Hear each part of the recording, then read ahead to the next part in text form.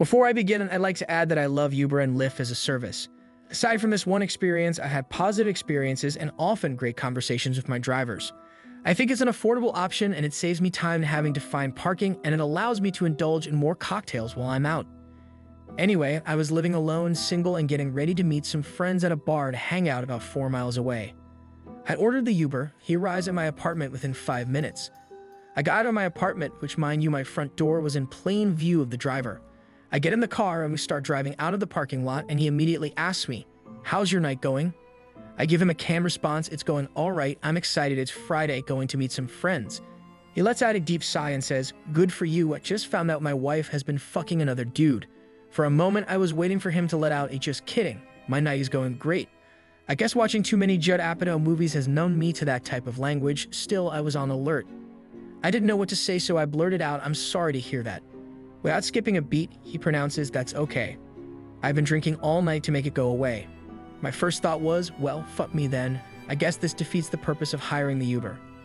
A minute of silence goes by. We're driving down Barnes Road in an area of Portland that is heavily hilly and forested.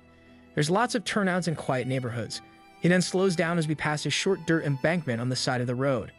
He starts to pull in, and that is when I whipped out my phone and texted my friends every detail I could notice. I screenshot the Uber driver's profile and take a slide picture of the side of him from where I was sitting in the backseat. He parks the car, turns around to look at me. It was that minute I got a good look at his face. His eyes were dead, and he looked like he hadn't shaved or taken care of himself in a long time. He then asks, "You're a woman. Why do you think it is that women like to do this to men?" I was frozen. A million bad thoughts popped into my head as I realized we were the only people on this portion of the road. I shrugged my shoulders. I knew that if I spoke, I would probably start crying. I thought about jumping out of the car, but where would I go? He knew where I lived. I had to hang on to the only chance that this guy was just down on his luck. I had to hang on to the tiniest bit of hope that I was being paranoid. He took a long swig of a water bottle, which I can only imagine was alcohol, and adjusted a setting on his phone. He pulled out of the turnout and kept erratically driving down the hilly road. He asked me prying questions like if I had a boyfriend. Who was I meeting up with? "That's a nice apartment you got there. You can afford that all on your own." The car was getting stuffy and hot. I kept texting my friends. They called me so that he knew I had someone on the phone. Once I saw the bright gleam of the blue Volvo dealership sign on Burnside as we emerged from the forest road, I knew I was at the home stretch. I had about 5 more blocks to go to get to my destination, but I told him to drop me off at the grocery store next door. I quickly got out of the car and ran inside the store. Needless to say, I reported him to Uber. I knew this might damage this man's livelihood, but his conduct scared me. For a couple of weeks, I feared that he would find out about my complaint and feel twice scorned by a woman. The creepiest Uber drive I ever had was in Petersburg, Florida 2 years ago. I just moved there and was out with some friends. Yes, this was after a night of drinking, but I was fully aware of what was happening. So the Uber driver picked me up downtown around midnight. I was taking the Uber back home alone because my one friend lived downtown and I live about 15 minutes north of there. Anyway, when I take Ubers alone, I always try to sit in the front seat, just in case something were to happen, and someone attempted to child lock the doors or something like that. So, I sat up front. The man who picked me up was a middle-aged Indian man with a very strong accent. I didn't think anything of it as I was from the NYC area and literally have had Uber drivers of every race, ethnicity, age, whatever, you name it. I never previously had a problem with a middle-aged man. Normally, they would just act like a dad or talk about their kids or whatever. At first, we were just talking, and this is probably where I screwed up. I was talking about how I just moved here, and he asked if I moved here with someone or family. I stupidly said I moved here alone but have friends in the area, not thinking that he will put 2 and 2 together, dropping me off alone and living alone. He then asked if I had ever been to the beach here, and I said not yet as it's my first week. So he asked if I wanted to go, and this is when I started to sober up very quickly. I said, "No, it is midnight, I want to go home." He then pulled over into this creepy empty parking lot and said over and over again, "Let me know if you want to go. I need to know now.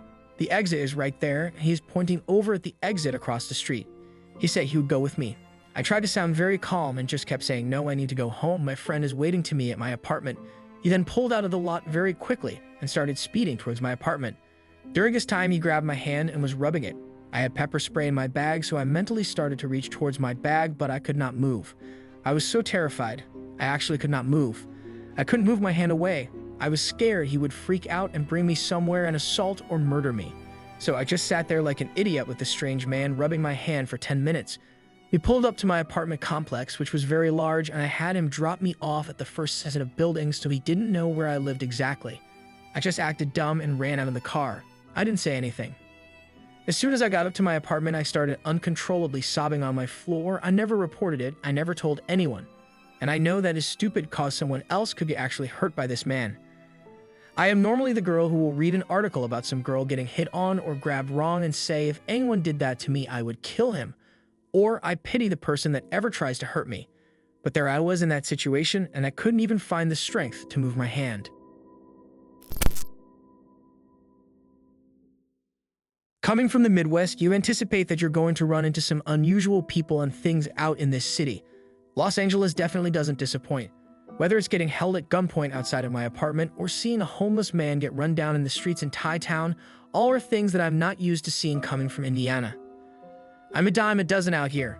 I came to Los Angeles to pursue the arts like every other schmo around.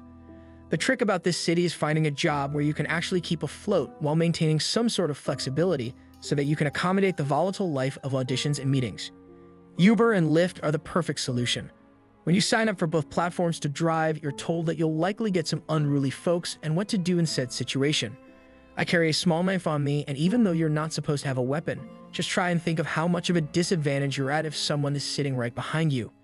If you need proof, watch that video of the former Taco Bell executive psycho wailing on the Uber driver in Orange County.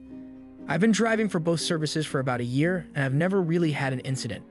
Sure, a drunk UCLA student tried to punch out my backseat window on a Friday night, but we've all been there, right? Everything changed recently, and I haven't driven since my encounter with the person I'm going to tell you about, and I met her 2 weeks ago. 11:45 p.m. on a Wednesday night. Out here, it doesn't matter what night it is, people are out and about, and you rarely have to wait long for a ride. I was parked on Santa Monica and Cahuenga when I got the request. Pickup KsL located 0.4 miles away. I arrive at the address given, but no one is outside. Not unusual. I begin messing with the radio and getting the auxiliary cord set in case KsL wants to play some sweet jams, and that's when the rear right side door opens. I look back and I'm confused. KsL is old, like early 80s at least. Odd to see someone in this demographic this late on a Wednesday evening. But I've had others in the age range, so I write it off as not a big deal. How's it going tonight, KsL? I ask. No response. She struggles in and shuts the door behind her. I glance in my rearview mirror and study her face. No emotion whatsoever, almost as though Will Smith had just flashed the neuralizer in her face. Where are we headed tonight? No response. Can she hear me? Does she not speak English?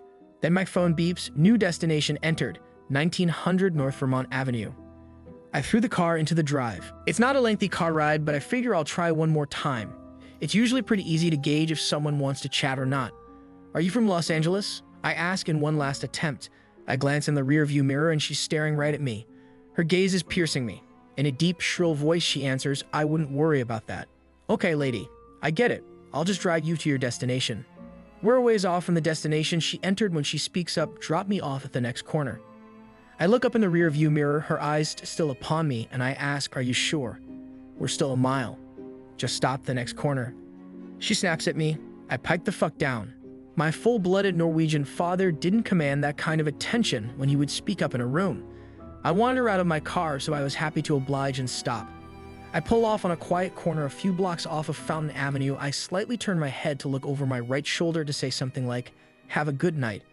But as I turn my head, I see that she's leaned up in between the seats, just inches from my face. I freeze. I can't speak. I can't look at her, only down at the median in between the driver's and passenger seats. Her breathing is something I'll never forget.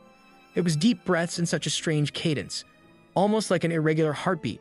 She put her pointer and middle fingers on my shoulder, and my eyes finally met hers. I'm terrified. Her touch was ice cold. I was wearing my Colts hoodie, and her fingers felt almost like ice directly in contact with skin. Her eyes weren't black, wide open, or any other cliche of a maniac, but sad, almost motherly. My terror shifted. Before I could say anything and before she stepped out of my car, she said 3 words that forever changed my life. Take the stairs. I stared back at her with a look that said, excuse me. She didn't repeat herself, but leaned back and away and exited my car. I sat there watching her slowly waddle away into a beat-up apartment building and then out of my sight. What the hell was that? I wasn't going to give any more rides that night. I turn off the app and drive back to my apartment in Koreatown. Currently, that's where I'm sitting, my head still in my hands, trying to comprehend what happened. I stumbled into the back door of my 8th-floor apartment building that night. I live on the 7th floor. This place has been standing since the late 1940s. By the time I come in, it's around 12:30, and not even thinking, I hop up the back stairwell.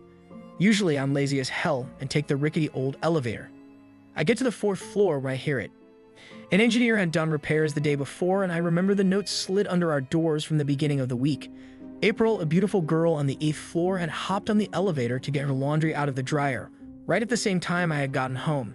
2 of the main cables snapped, and the elevator crashed violently down to the ground floor. Fell 7 stories. April's family came and got her stuff a week ago, and I'm still thinking about Carol's warning. Take the stairs.